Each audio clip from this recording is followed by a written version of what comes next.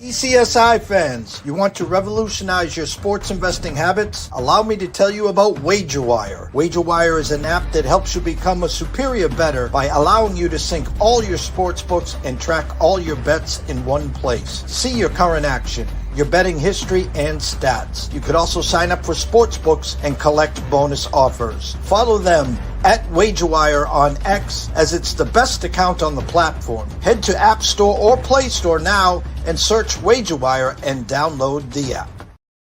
Excuse me, Mr. DJ. Hey, check this out. We got a great show coming your way.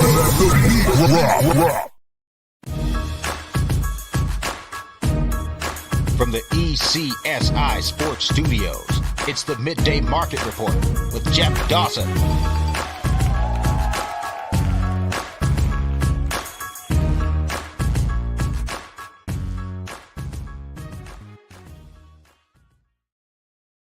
Good morning, sports fans from all around the globe. Yes, we're back. A little 4-minute change, quick backdrop, yada, yada, yada. Midday Market Report with good friends and colleague, Mr. Andrew McInnis, live from Cape Cod. We're up to 32 degrees, guys. Maybe, just maybe, might hit 40 today. Good news, good news. Big hockey slate. It's Tuesday. That means one thing and one thing only. Mr. Andrew McInnis talking some pucks, props, and thoughts. Let's bring him in. What's up, Andrew? Good morning. How are you, Jeff? I'm doing well. How about you? Looking forward to a good slate today. Like the card a little bit. I'm actually trying to get the spaghetti strainer going. It's a little early in the day for spaghetti, but trying not to fire off too many selections here today. But it's one of those days you look at the card the night before, you wake up that morning, and you're like, yeah, you know what? I like today's board. So we'll hope it's a good one with the optimism I'm having. But still trying to have that mindset of, if you love the board, still trying to find a couple, because, there's been days where I've loved the board and you release a bunch and it goes great, but it could also go the other way as well. So now it's the spaghetti strainer that's out, trying to figure out which ones I like the best. Last night for the ECSI VIPs, we've had back-to-back envelope Mondays, had a great weekend, 7-2 on the weekend, and the banana and the tailpipe for me, as everyone knows, of ECSI wise, the Ducks have been very, very good to us, whether it's their team total, whether it's a first period over, whether it's an over full game, or actually have had some good spots going against them with other teams' team totals. The opening number with the Rangers last night, another kryptonite. Which Ranger team's going to show up? They were minus 133. The Ducks got bet down. The true under-over opened at 6.5. Got bet down to 6 and some shots, 6.5. I wasn't allowed to bet the Ducks team total over because they gave you the over 2.5 at minus 165, 170. So, two ways you could have played that game. You really could have taken the Ducks on the plus money, or you could have done what you thought was the right side. First period over, 1-0. Thanks for playing. Rangers team total over 3.5 at plus money. Big plus money, plus 135. Thanks for playing. But the comedy of all comedy is the Ducks scored 2 goals in the last minute, one with 3 seconds left, and they got to 4. But Vegas said to Mr. Dawson and ECSI, not so fast, Sonny, because I ain't giving you the 3.5 last night. I know. It's so weird. And it's so hard to understand those road home and splits with this Rangers team. It really is. Like, this team, I mean, I'm starting to think, Jeff, that game against the Habs last Saturday at MSG, I believe that one went over the total. But for the most part, the unders, I mean, it's like, whether it's them doing the scoring and their opponent not, because even any of the victories I believe they've had at home have still remained under the total. So it's just weird. At this point, you got to think it's in their head. You have to think. I mean, there's certain teams that perform better at home or on the road or in certain, like, I miss it when certain websites used to show you, like, this team is, 16-4 the last 20 against the Central Division or things like, because it might sound funny, but sometimes that stuff, it just happens. And right now with this Rangers team, their offensive productivity is just not there. But I might like them today. Yeah, and a big slate. My headline for you, I was thinking of you. Can the Habs fly tonight versus Philly? Hosting the Philadelphia Flyers. Team total, if you like them to get to 4 today, God, they're giving you plus 144 there. Flyers team total over 2.5 is at a over minus 130. For the money line tonight, Andrew, on your Philadelphia, on your Montreal team, open minus 143. Circa, good morning, Mr. Benson and Mr. Stevens. Now down to 133 with a 5.5 over. Initial thoughts on your I was going to say Toronto. I think of you. I think of Maple Leafs. Oh my God! That's all right. I'm talking about them enough these days with my smack talk, so I don't blame you. Initial thoughts on Montreal tonight? Well, Jeff, I think from just like a hockey perspective, without the betting talk, it's one of those spots here. Your coach said it was one of the best games you've played of the whole season on Sunday.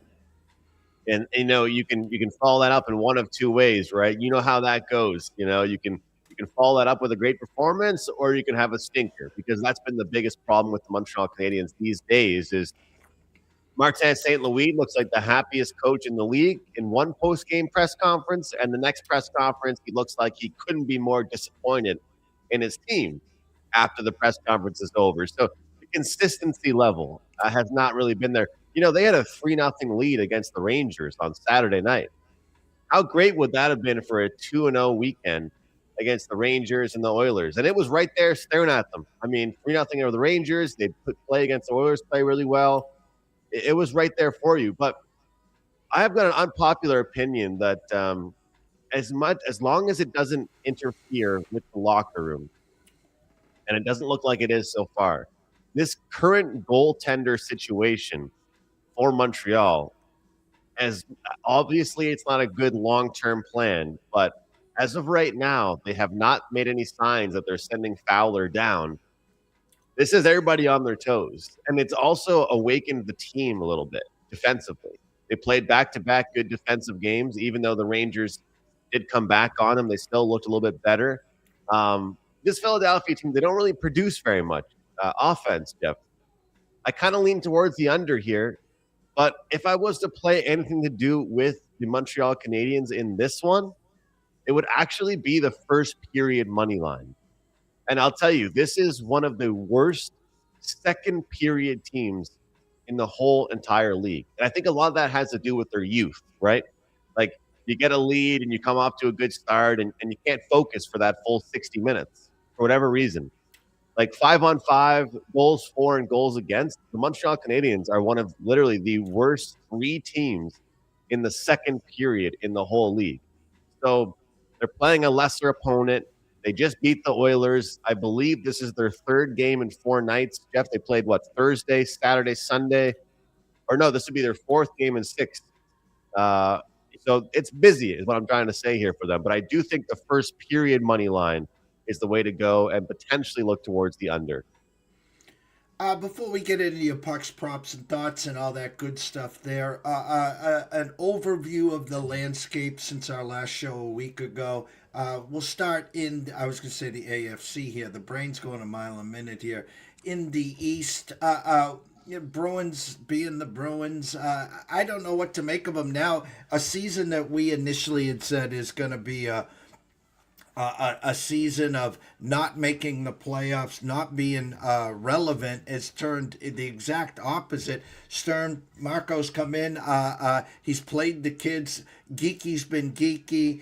They've had some flashes of brilliance.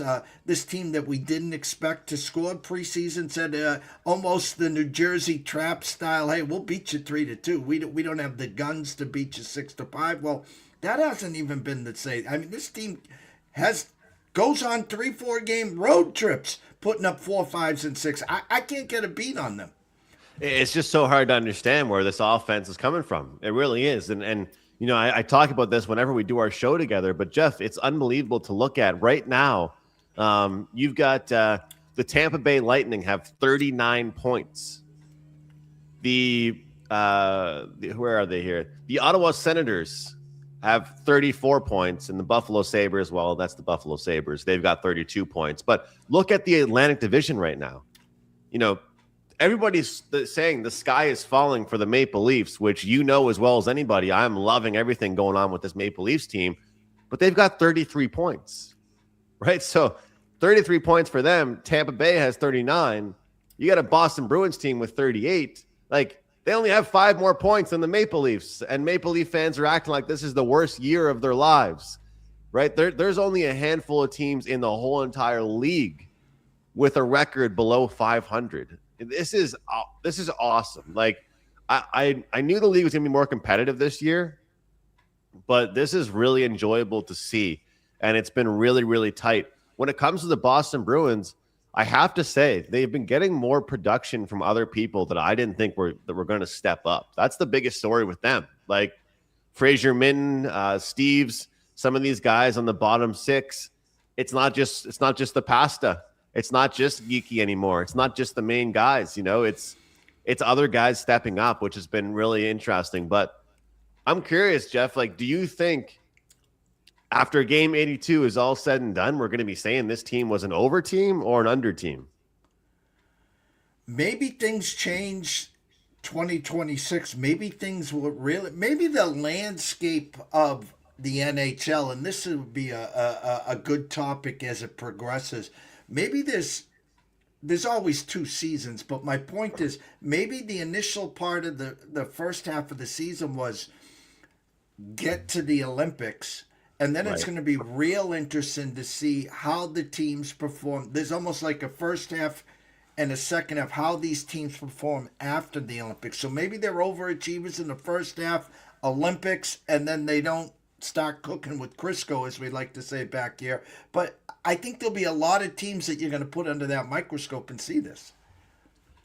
And how about Detroit? We got to give credit to Detroit because they've, the Stevie Weiser plan has been in effect for about 6-7 years, and we've been waiting to see them do something. This was a big year for them to get it together. And one big difference maker, of course, this year is their goaltending. But one thing kind of funny is that right now, Montreal sits in the 3rd spot, Detroit in the 2nd spot, Tampa Bay in the 1st spot.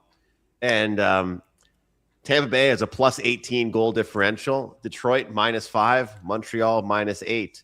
So, I mean, you look at these playoff positions, Detroit and Montreal are the only teams currently in a playoff spot in the East that have a negative goal differential.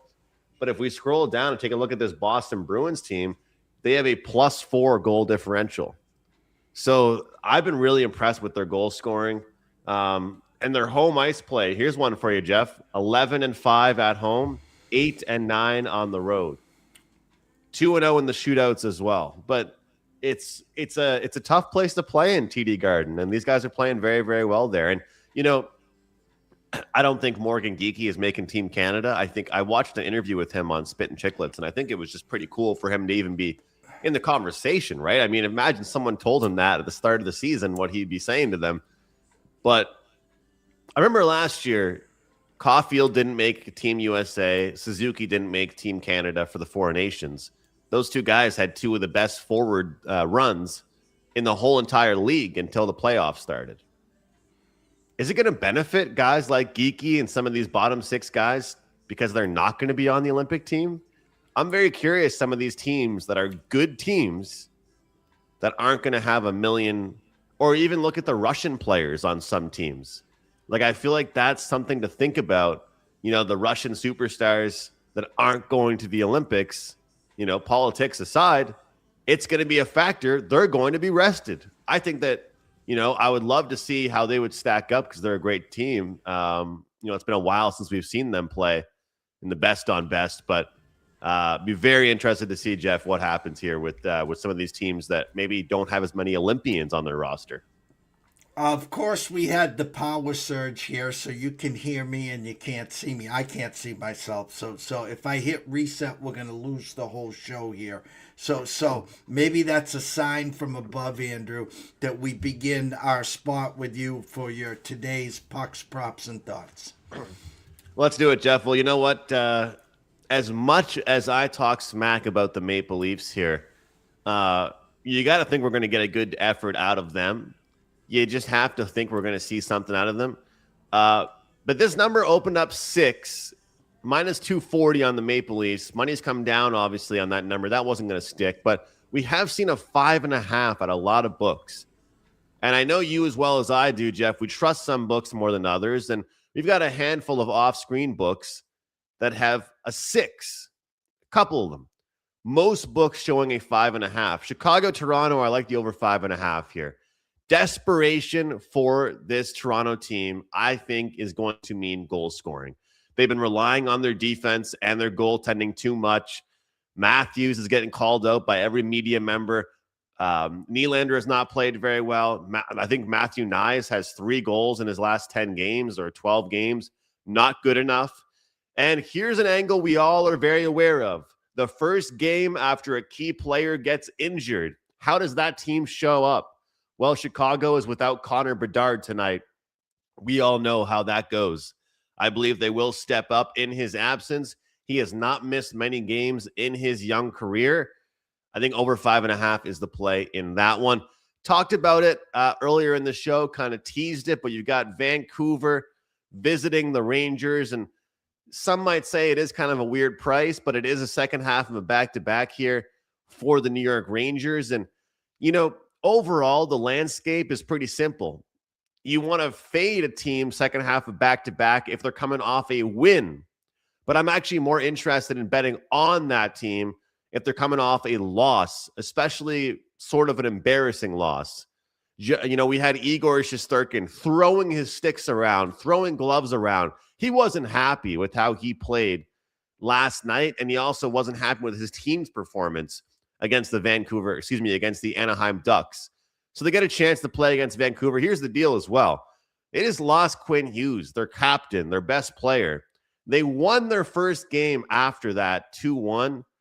I don't think they're going to limit the New York Rangers, a very pissed off team, to just 2 goals. We'll see. New York's not been great at home, and I understand that. This is a spot that I'm willing to back them in. And the next one, last but certainly not least, there was one spot that stood out to me just a little bit here, and it was Utah and Boston. We've talked about Boston quite a bit here today on the show, but I got to say, I do lean towards the Utah side. And Jeff, if you're still with me, this is a Utah team that's not been looking too good. I believe they've lost, 4 of the last 5 games or 3 of the last 5 games. Their offensive production hasn't been great. Isn't that kind of a fishy number here? Why are they minus 115 on the road? Based on what I've seen recently, are the Bruins not the better team? I think this tells us something here, kind of power rating wise, to do with this Utah team. Maybe their speed, maybe their goal scoring ability will get them the win against this Bruins team. But I do like the Mammoth on the road tonight at the Garden.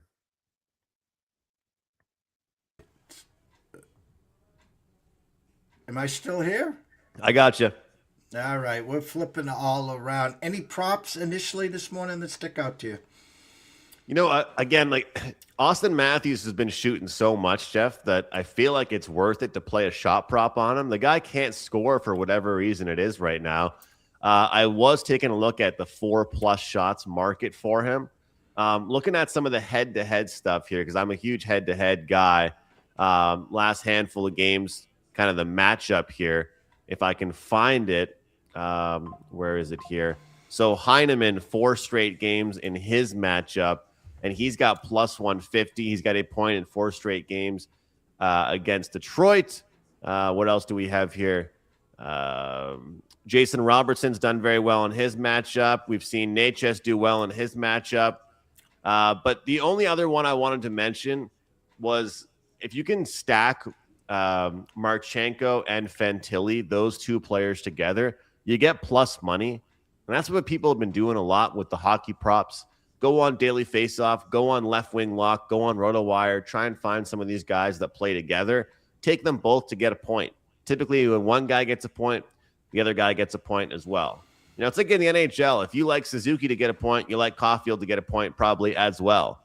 You know, and those are kind of some similar stacks that you can do when the point props are there.